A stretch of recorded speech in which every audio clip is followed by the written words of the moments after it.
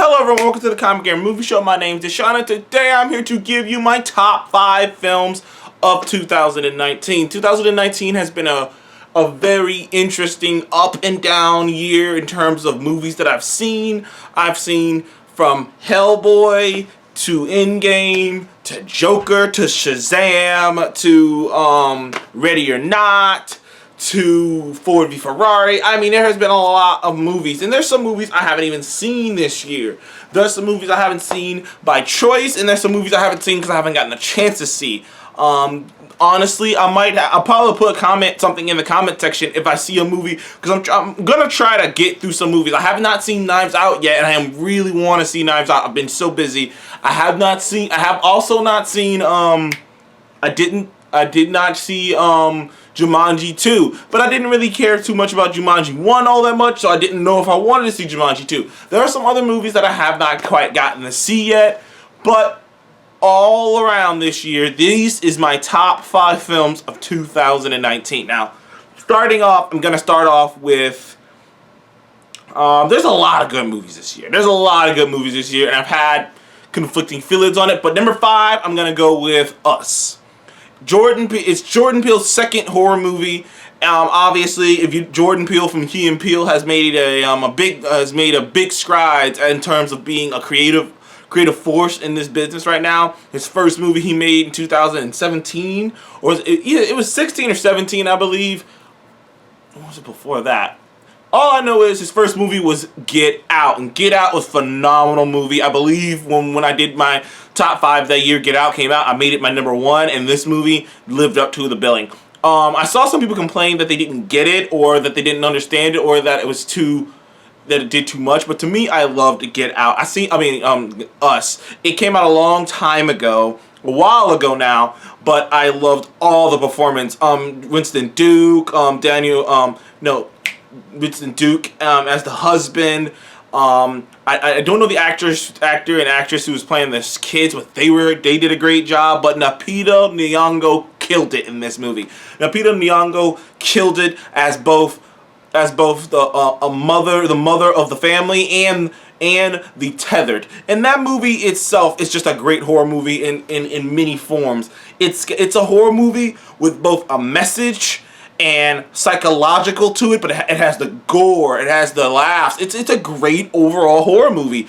It's thought-provoking, and honestly, I enjoyed the hell out of Us. I thought it was the best horror movie of this year, bar none, and I don't think any other horror movie this year touched it. So Us would be my number 5. Number 4, I would have to go with Detective Pikachu. Now, I know that sounds insane to some people, but I absolutely loved Detective Pikachu. Didn't love it as much as Seth did, but in terms of, I believe Detective Pikachu is one of the best adaptations I have seen in a very long time. In terms of taking something from a different genre, from a different world, because one of the hard things that has been in the movie business so far is adapting video games and especially anime properties.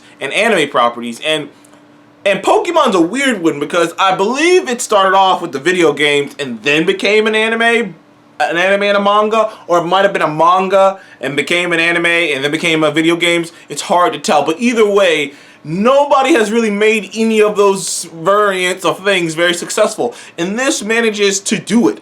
It manages to not only build a world that seems tangible and believable, but it manages to do it in a way where it is doing its own thing and having its own creative liberties, but it does it in a way that if you are a Pokemon fan and you've been watching Pokemon and you know anything about Pokemon, you know that the way they do it is in a way where this movie that you're watching and the world that he's doing his things in could tangibly exist in the same exact world as Ash Ketchum in the Pokemon animated series. It can exist. In fact, the creators and writers behind Detective Pikachu pretty much wrote it in a way where it could exist coherently with the canon Pokemon world, which just makes it even cooler. The possibilities of Detective Pikachu are endless. Ryan Reynolds killed it as Pikachu, and spoiler alerts, as Ryan Reynolds. You didn't really get to see him as Ryan Reynolds until the end, but he killed it as Pikachu. Jaden Smith was great in it as the son of the detective, or the late detective.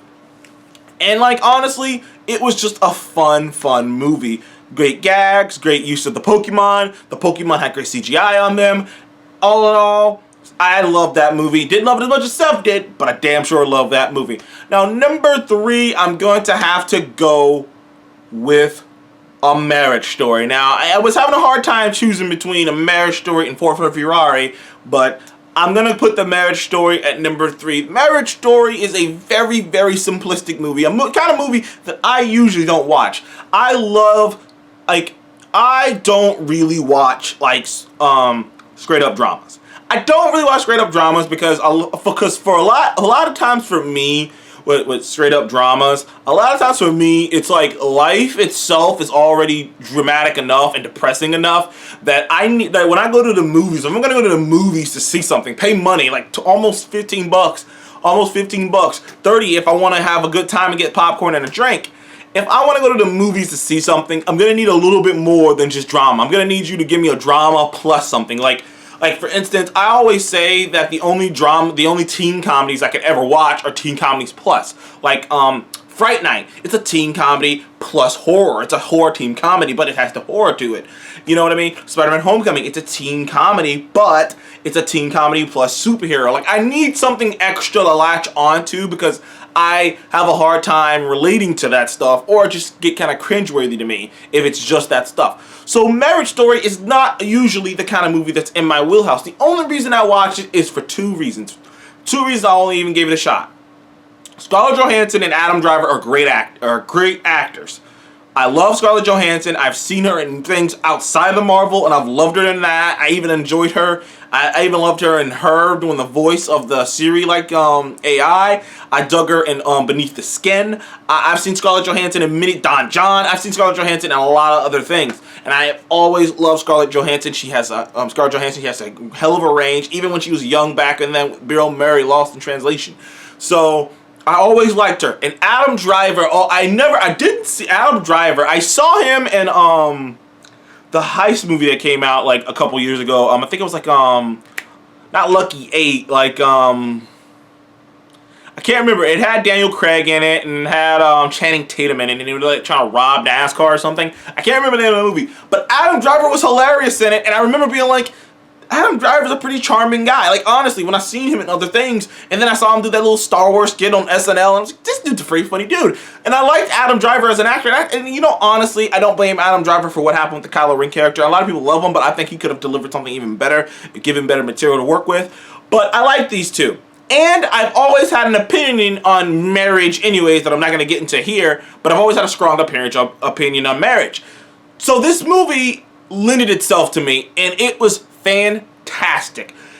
This movie has within it the 2 best acting performances of the year, and Adam Driver and Scarlett Johansson. They are acting clinic. There's a scene in this movie that I've said in the review that I posted up may be one of the single best acting scenes I've ever seen. Just pure acting on the page. I was just like, this is amazing. This is great. I was like, wow, is this what, watching small movies like this is? Because, I was like, this is just great. Kind of almost, this movie's so good that it made me have to take a seat back and go, maybe I'm watching too many big things, and maybe I do need to come down and watch a lot more of the smaller things. Not saying that I don't, but most of the small things I watch are genre films, like I said, like Us, or Ready or Not, or Crawl. Like, I watch genre, like the small films I watch are mostly genre films. Maybe I do need to give movies like this a shot, because watching this movie I was like, this is just amazing stuff right here. So, that movie, great movie and it's a really raw, real take. Honestly, it's probably the most real movie on my top 5 in terms of the way everything's executed, the way it's set up, how a divorce can be broken down, and what divorce does to 2 people, and how it warps people, and how it's so difficult, and how people can start off loving each other until they're about to get divorced, and you don't know. And that's the thing. That's what you never know when it's gonna happen. You never know when your happy marriage is gonna fall apart. and this movie did a fantastic job of displaying that. Now, number 2 on my list is another movie with 2 wonderful, great performances, Ford v Ferrari. Now, Ford v Ferrari edged out Marriage Story for me personally because I just enjoyed watching Ford v Ferrari more. Marriage Story had 2 amazing performances with great supporting, but like I thought everybody was on their A game in Ford v Ferrari. I was excited. I love the score. I love Matt Damon and fucking Christian Bale are just amazing in this movie. They are great in this movie. You got wonderful performances from all around over the place, you know, but this movie is great. It's what every great sports movie should be, and inspirational, you know, great characters, great score. And it's just a raw movie that by the end of the movie may have you in tears. Like, this is the kind of movie that Ford v Ferrari is. I loved it. It's car porn. 2 great performances with a great supporting cast, including John Bernthal. I loved Ford v Ferrari.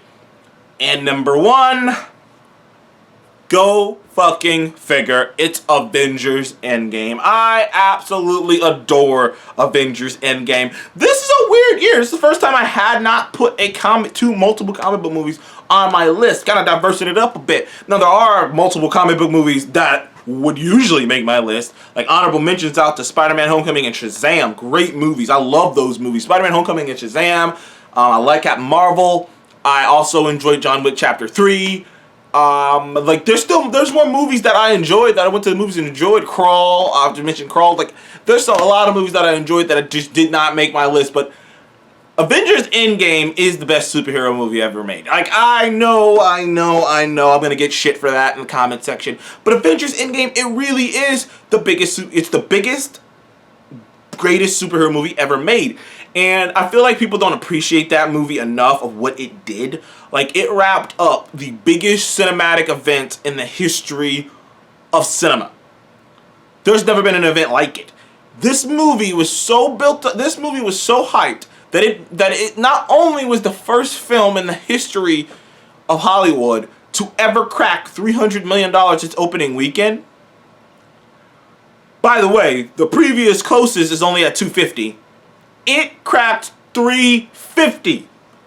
$1.2 billion opening weekend. That's just like the hard mark, like just the frontline shit. Obviously, it's the highest grossing film of all time, you know, duh. And it's one of the highest rated comic book films of all time. It's one of the most talked about comic book events of any movie ever. For like 2 weeks straight, the earth stood still as everyone was afraid to even say a peep about anything they saw from the movie. Me personally, I just love the movie. It wrapped up everything it needed to wrap up. It wrapped up Iron Man, it wrapped up Captain America, it wrapped up Black Widow. I mean, we'll see more about Black Widow, but it really wrapped her stuff up. It put Thor on a new course. It put Hulk on a new course. It put Hawkeye on a new course. It set up the future with Falcon and the Winter Soldier and with Loki and with Scarlet Witch. This movie did so many things, and it did all of them so good that it on its own shouldn't have worked. I honestly do think that this is the best film of the year. I think that it's completely underrated because of what the task that they had to do. I've often said on there that I do think that people, they underestimate how difficult it is to make a movie this grand with so many moving pieces work the way that it works. I personally think that it's a lot easier to make a movie like a Joker or even a Dark Knight, or even in the MCU, like a Winter Soldier or an Iron Man. It's a lot easier to make a movie about an individual character and that individual character's problems. The more difficult movies, and these still impresses me to this day, and it still impresses me, it doesn't impress everyone else, but it still impresses me, is pulling off a massive ensemble and somehow managing to give all the characters beats, motions, depth, set them in directions, understand them, and make them coexist, and a massive great story, and tell a great story with a great villain. I just think people really underestimate how insanely difficult that is, and how that's probably way more difficult than just making a movie about a singular character or just some random movie about, you know what I mean? Like, it's just, I think that the scale that Avengers Endgame is on will never be seen again, and I think years from now, people are going to look back on 2019, look back on the Avengers, look back on all the records it broke, and look back at the movie itself and how it wrapped it all up, and they might appreciate it a lot more than they do now. So thank you guys for joining me in the Comic Game Movie Show. Please remember to like and subscribe. I will see you guys in the next one. What is your top 5 movies of 2019? Comment below. Let me know. And I'll see you guys in the next one. Goodbye.